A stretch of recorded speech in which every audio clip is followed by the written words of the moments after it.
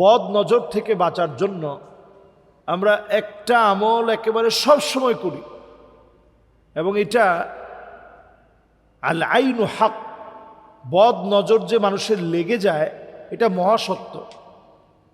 ছোট্ট একজন সাহাবী গোসল করতেছিলেন, আরেকজন নজর দেওয়ার কারণে তিনি অজ্ঞান হয়ে গেলেন। তো বদ নজর এটা মহাসত্য। বদ নজরের কারণে অনেক ধরনের ক্ষতি হয়।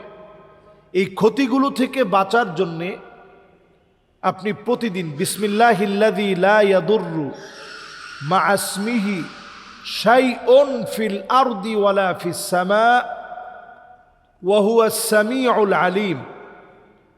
বিসমিল্লাহিল্লাযী লা ইয়াদুররু মা ইসমিহি শাইউন ফিল আরদি ওয়ালা ফিস সামা ওয়া হুয়াস সামিউল আলিম। এটা আপনি প্রতিদিন ফজরের নামাজের পরে 3 বার, মাগরিবের পরে 3 বার পড়বেন। আউযু বিকালিমাতিল্লাহি তাম্মাতি মিন শাররি মা খালাক। 3 বার করে ফজরের নামাজের পরে, মাগরিবের নামাজের পরে পড়বেন।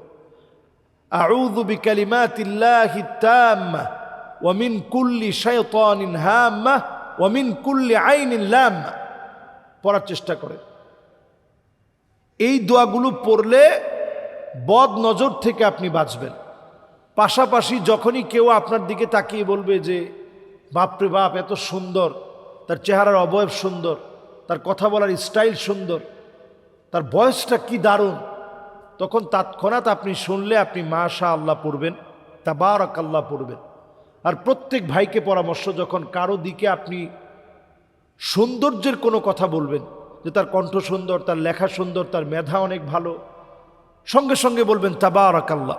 আপনি তো এই ভাইয়ের ক্ষতি চান না, মাশা আল্লাহ বারাকাল্লাহ বলে বরং আপনি ওই ভাইটার উপকার করার চেষ্টা করবেন। ছোট্ট এই আমলটার কারণে বদ নজরের সমস্ত দিক থেকে আল্লাহ তাআলা আমাদেরকে হেফাজত করবে। আসসালামু আলাইকুম ওয়া রাহমাতুল্লাহি ওয়া বারাকাতুহু।